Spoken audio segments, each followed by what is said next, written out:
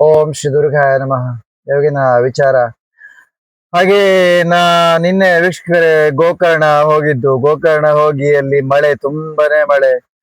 ಆ ಗುಡ್ಡದ ಮೇಲೆ ಸ್ವಲ್ಪ ಸಮಯ ಕೂತೆ. ಆ ಗುಡ್ಡಕ್ಕೆ ಹೋಗಿದ್ದೆ ಅಲ್ಲ, ಅಲ್ಲಿ ಸಮುದ್ರ ವೀಕ್ಷಣೆ ಮಾಡ್ಲಿಕ್ಕೆ. ಅಲ್ಲೇ ಒಂದು ಚಿಕ್ಕ ದೇವಸ್ಥಾನ ಇತ್ತು, ಹಳೆಯದು. ಅದು ಯಾರು ಇವಾಗ ಯೂಸ್ ಮಾಡಲ್ಲ, ಎಲ್ಲ ಹೊಸ ಜನರೇಷನ್ ಅಲ್ವೇ.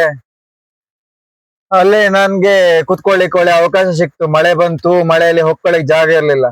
ಹಾಗೆ ಮಳೆ ಹೋದ ನಂತರ ಅಲ್ಲಿಂದ ಬೈಕ್ ಹತ್ತಿ ಸೀದಾ ನಮ್ಮ ಮನೆಗೆ ಬಂದೆ. 45 ಕಿಲೋಮೀಟರ್ ವೀಕ್ಷಕರೇ.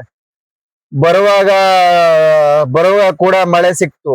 ಆಮೇಲೆ ಕೆಲವರು ಕೇಳಿದ್ರಿ, ಊಟ ಆಯ್ತಾ ಶೇಖರ್ ಅವರೇ ಅಂತ. ಊಟ ಆಗಿರ್ಲಿಲ್ಲ. ನನ್ನ ಗಾಡಿ ಬಾಕ್ಸ್ ಅಲ್ಲಿ ಒಂದು 2 ಸೌತೆಕಾಯಿ, ಹಾಗೆ ಕ್ಯಾರೆಟ್, ಹಾಗೆ ಬಾಳೆಹಣ್ಣಿತ್ತು.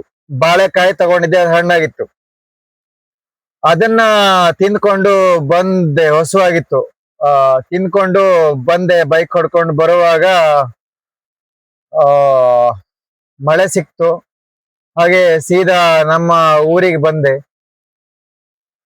ನಮ್ಮ ಊರಿಗೆ ಬಂದು ಬೈಕ್ ನಿಲ್ಸಿ ಇಲ್ಲಿ ಸ್ನಾನ ಮುಗಿಸ್ಕೊಂಡು, ಇಲ್ಲಿ ಮೇಲೆ ನಮ್ಮ ಮನೆ ಅಲ್ಲಿ ಕಾಣಿಸ್ತಾ ಇದೆಯಲ್ಲ, ಅದು ನಮ್ಮ ಮನೆ. ಈ ಕಡೆ ನಮ್ದು ಸಣ್ಣ ದೇವಸ್ಥಾನ ವೀಕ್ಷಕರೇ.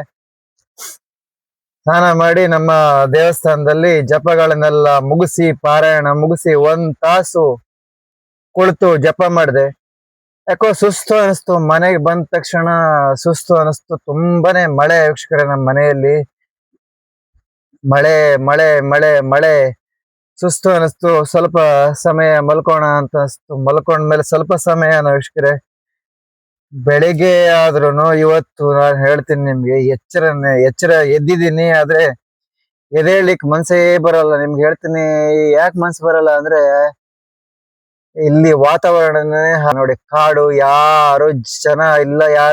ಮನುಷ್ಯ ಮಾತಾಡಿ ಸಹ ನನಗೆ ಇಲ್ಲಿ ಸ್ವಲ್ಪ ಕೇಳಿಸಲ್ಲ. ಇಲ್ಲಿ ನಮ್ಮ ಭೂಮಿಯಲ್ಲಿ ಅರ್ಥ ಆಯ್ತಾ? ಯಾಕೆ ಕೇಳಿಸಲ್ಲ ಅಂದ್ರೆ, ಯಾಕೆ ಕೇಳಿಸಲ್ಲ, ಹಳ್ಳ ಹರಿತಾ ಇರುತ್ತೆ. ಹಳ್ಳದ ಹತ್ರನೇ ನಮ್ಮ ಮನೆ ಇರೋದ್ರಿಂದ ಯಾರು ಮಾತಾಡಿದ್ದು ಕೇಳಿಸಲ್ಲ. ಹಾಗೆ ಇಲ್ಲಿ ನಾನ್ ಸತ್ತು ಹೋದ್ರೂ ಇಲ್ಲಿ ಯಾರು ಬರಲ್ಲ. ಕಾರಣ ಏನಂದ್ರೆ, ಇವತ್ತಿನ ದಿನ ನಿಮ್ಗೆ ಗೊತ್ತಲ್ಲ, ಸಂಬಂಧ ಅನ್ನೋದು ಸತ್ತು ಹೋಗಿದೆ. ಸಂಬಂಧ ಉಳಿದಿಲ್ಲ.